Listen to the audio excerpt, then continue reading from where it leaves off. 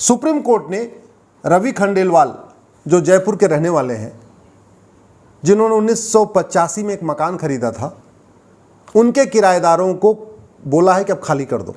आप जरा सोचिए, रवि खंडेलवाल ने 1985 में मकान खरीदा, उनके किराए, वहाँ जो किराए पर लोग रह रहे थे उनको खाली करने के लिए कहा, और 38 साल तक उनको मुकदमा लड़ना पड़ा। डिस्ट्रिक्ट कोर्ट में मुकदमा लड़ना पड़ा, हाई कोर्ट में मुकदमा लड़ना पड़ा, सुप्रीम कोर्ट में मुकदमा लड़ना पड़ा। अब सुप्रीम कोर्ट ने कहा कि भाई ये मकान खाली करो। इतनी सड़ी हुई न्यायिक व्यवस्था लेके हम घूम रहे कि जहां मकान खाली कराने के लिए एक मकान मालिक को 38 साल तक कोर्ट के चक्कर लगाना पड़ता है, डिस्ट्रिक्ट कोर्ट जाना पड़ता है, हाई कोर्ट जाना पड़ता है, सुप्रीम कोर्ट तक आना पड़ता है। जितने का बेचारा मकान खरीदा होगा उतना तो 38 साल में पैसा लगा दिया मुकदमा लड़ने में, तो एक तरीके से उसका मकान तो जस्ट डबल हो गया, एक तरीके से 2 गुना के पैसे में खरीदना पड़ गया। और कितना मेंटल हरेसमेंट, 38 साल तक, अगर साल में 10-10 तारीख पड़ी होगी तो यानी 380 तारीख, लगभग 400 तारीख मिलने के बाद जाके मकान खाली हुआ है। ऐसे अनगिनत एग्जाम्पल है। जौनपुर में एक विजय कुमार है, वो भी 1985 से मुकदमा लड़ रहे हैं।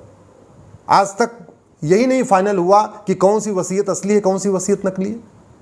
पंचकुला में कर्नल कबोत्रा, जिन्होंने पाकिस्तान के खिलाफ युद्ध किया था 1971 में और घायल हो गए तो उनको रिटायर कर दिया गया था, उनके घर पे किसी व्यक्ति ने कब्जा कर लिया है और अब उसको हटवा नहीं पा रहे। एक कर्नल जो पाकिस्तान के साथ इतनी मजबूती के साथ लड़ा और घायल हो गया, रिटायर हो गया, आज वो कोर्ट के चक्कर लगा रहा है।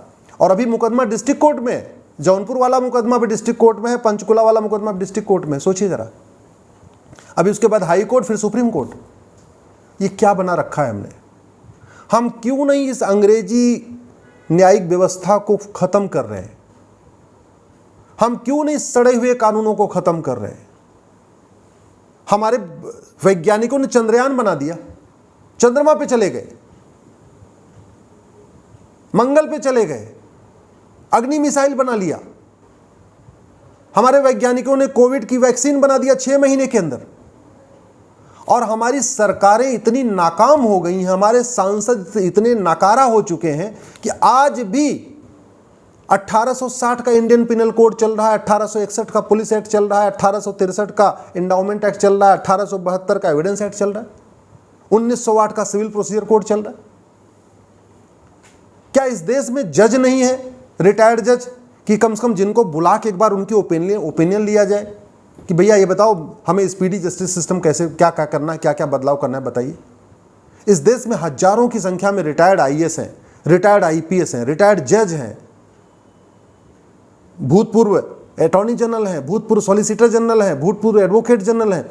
हम क्यों नहीं सबको बुला के एक बार एक हफ्ते, 10 दिन, 15 दिन केवल मंथन करते हैं, चिंतन करते हैं कि हमें 1 साल के अंदर मुकदमों पे न्याय कैसे मिलेगा, 1 साल के अंदर मुकदमों का फैसला कैसे होगा? इस पे चिंतन क्यों नहीं कर रहे?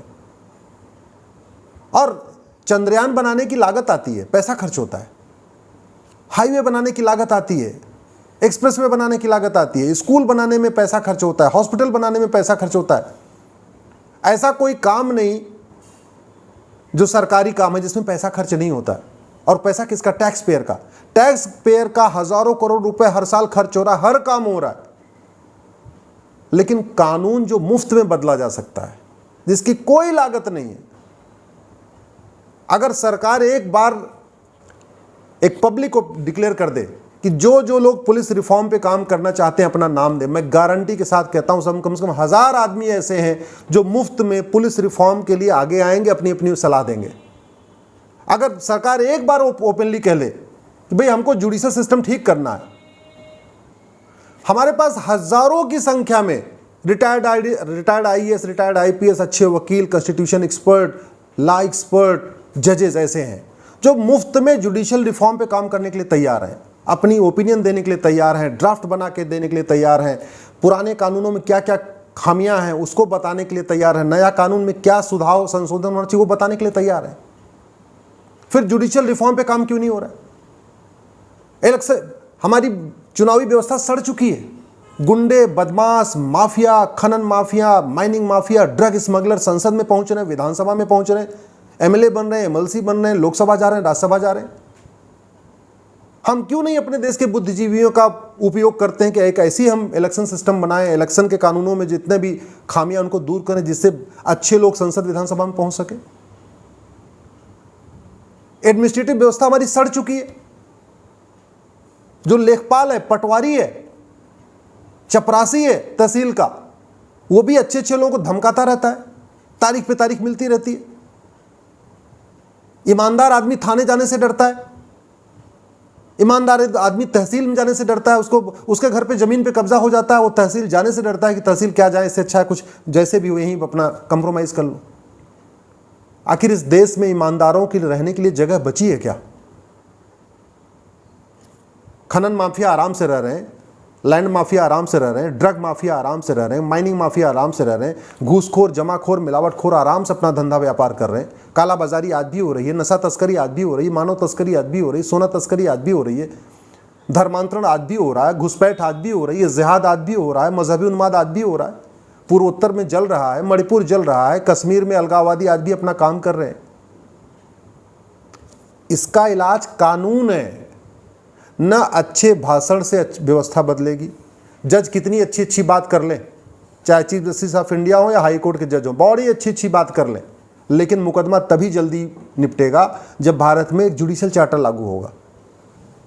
गृह मंत्री कितनी अच्छी बातें कर लें, पुलिस के अधिकारी कितनी अच्छी बातें कर लें, थाने की दलाली तभी कम होगी, पुलिस का भ्रष्टाचार तभी कम होगा, जांच तभी ईमानदारी से होगी जब एक पुलिस चार्टर लागू होगा।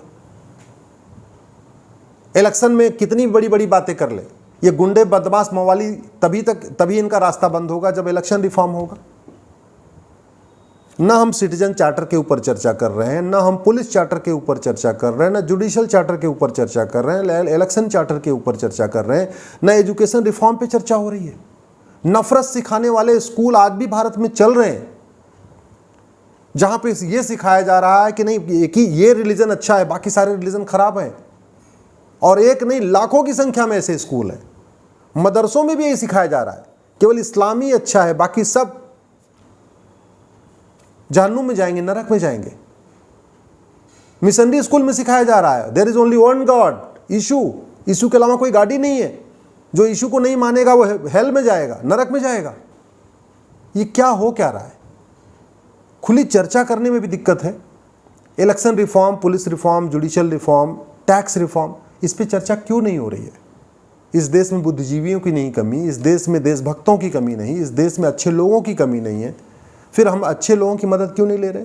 बुद्धिजीवियों की मदद क्यों नहीं ले रहे? Retired IAS, retired IPS, retired जजेस जो अच्छा काम करना चाहते हैं उनकी मदद क्यों नहीं ले रहे?